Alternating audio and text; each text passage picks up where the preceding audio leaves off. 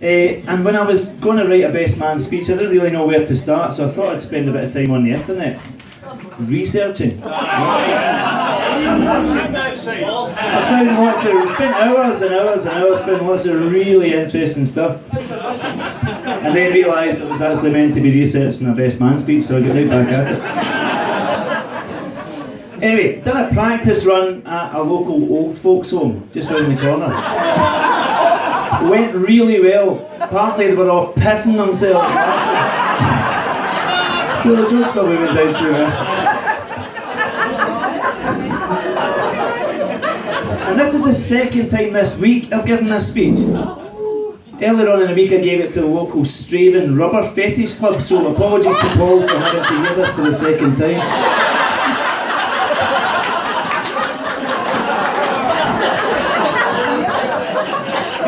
Anyway, before I start to assassinate Paul's character, I would like to just echo Paul's words and just say, well, how gorgeous does Tracy look tonight?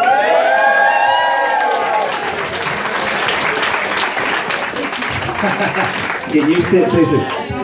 I've known Tracy for 22 years! Yep. And I can honestly say in that time she's felt like a sister to me from pretty much the moment I met her. And I now know all her family and have done for the best part of 22 years. Have drunk lots of booze with them, played lots of music with them, had amazing times with them. They feel like my family too, so here's to all the Macaleses and all the Guyses. Love you all. Glad they're finally here as part of a big family. Me and Danny are even sharing my beer. So.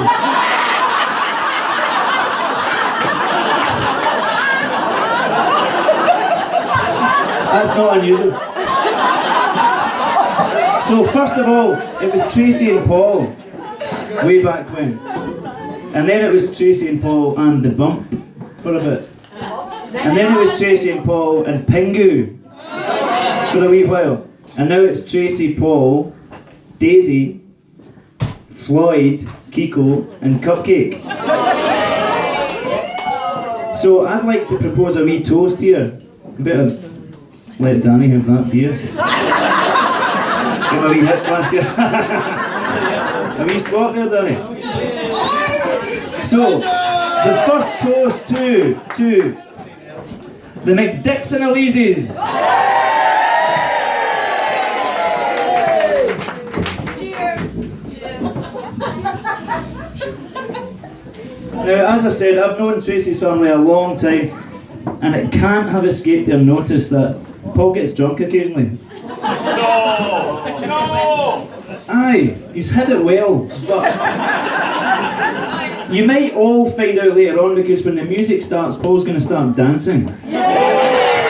Hands up if you've seen Paul dancing. Those of you who haven't seen Paul dancing, you're in for a treat. Now, they're sat here, happily married, for all of a few hours. But like every couple, they've had their ups and downs over the years. And at one point in the past, they did actually split up.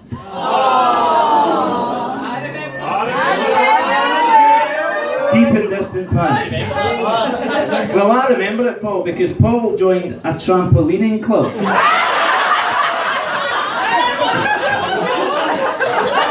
So, as he did in his late 20s, what did I do? Young, free and single again. I know. I'll join a trampolining club. Oh, no, you don't get to speak just then. So, Paul spent a miserable few months bouncing up and down alone on what looked like a massive double bed, so not unlike marriage, really. Thankfully, they got back together, which is why we're all here, and has blessed you with the opportunity to listen to me.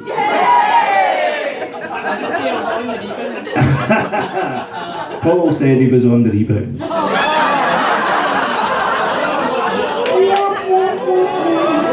Anyway, to fulfill my best man duties and also my own need for attention, You didn't know. aye, and also my desire as an artiste to make an art of myself. Had to get the pun in there somewhere. I'm going to give you a short history of Paul's life, using the time-honoured medium of poetry. And this is probably my first and definitely my last poem, so I'm going to have a bit of help here. Okay? So, the way it's written, mostly about Paul's exploits through booze, but also what we call around here not booze, the sort of not booze that leads to philosophical questions and a bad case of the munchies.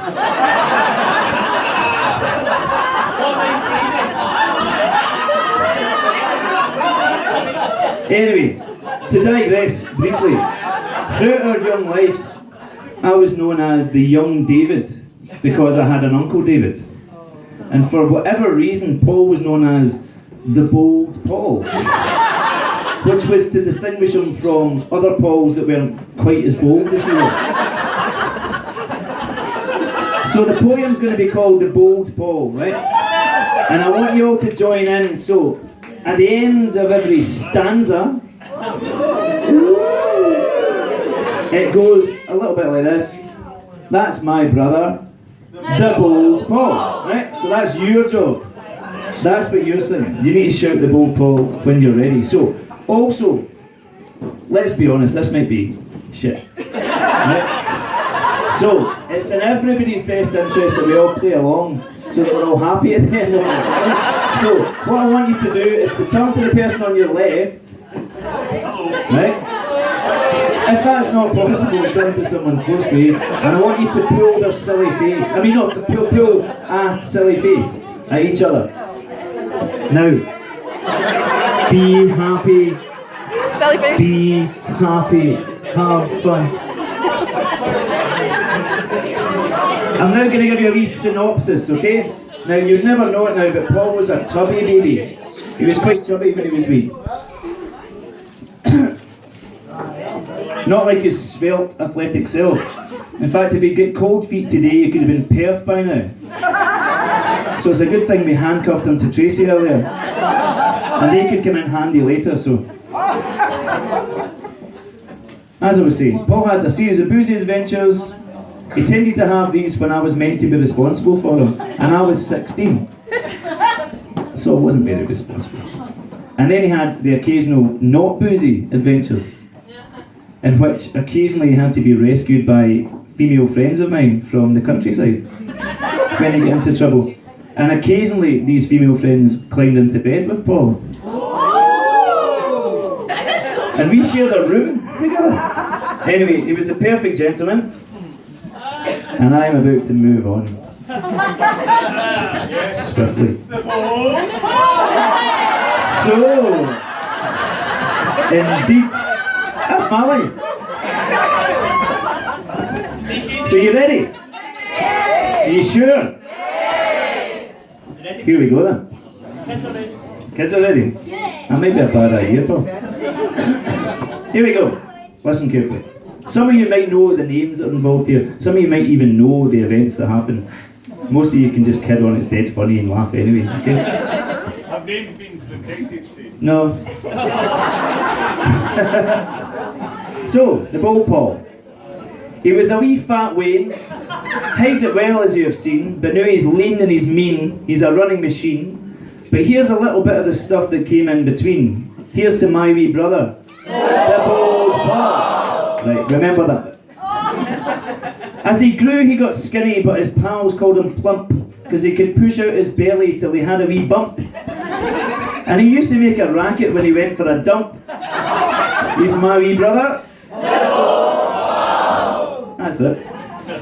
As a teen, he got bolder, and he started to think, but his skinny wee body couldn't handle the drink.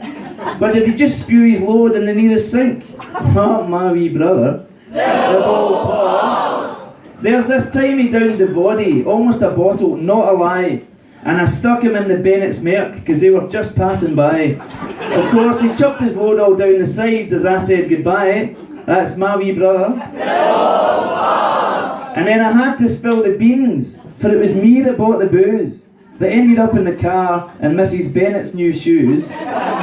But beans is what got the blame when my mammy came home from my wee brother, the Bull Paul. Because according to Paul, it wasn't booze caused the carnage to his wee skinny body or to the big fancy carriage. It was the beans Mama fed him that did all the damage to my poor wee brother, the Bull Paul. Or like every week at the dancing when I used to get high, having had a little something, because I'm that sort of guy. But tripping over Paul was not what I had in mind, not my wee brother. Because there he was, like a starfish on the grass at the Murray, and I could tell he wasn't going to get in a hurry. But paying Gary Sharp to take him home did help ease the worry. For my wee brother, the Bull Paul, every week for years, by the way. So later on, he starts to ponder and go on trips just like me. And it led him to places that no one else seemed to see, apart from two pals of mine that found him stuck up a tree. My wee brother. There was one time much later, when he was fully grown, that has to have a wee mention, or a song of its own, because I still hear the noise and a wee drunken groan from my wee brother. So my dad's got a boat, moored way up in our Louis, and we used to drink until we'd feel the need to go Huey. But on the night in question, Paul was coming up with a new way to be my wee brother, the Bull Paul. There's a game called the Name Game, and it gets Paul excited, especially when Asda Gin and Postman Pat are invited. And who's a brain like his just meant to stay unenlightened? Not my wee brother, the Bull Paul. Right. At this point, here's a wee mention that we were playing this game and Paul's got a rather logical brain and he was a bit drunk and he got a bit fed up because we posted Postman Pat on his forehead and all the questions he asked us just didn't make any sense. So he thought the best way to remedy the situation was just to down the rest of the gin. Back to the poem. It would seem that all the thinking got the better of him. Or perhaps it was Postman Pat ganging up with a gin. Either way, he got to bed somehow, and we all turned in. Night to my wee brother, the Bull Paul. Well, that night I heard a tinkle. Could it be a waterfall?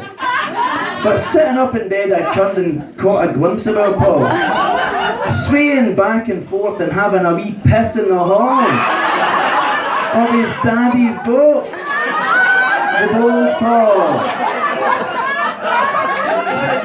Rat-a-tat went the sound of the baking tray that I launched just underneath him to catch all the spray. So my dad would never found out until this very day. His wee drunken son,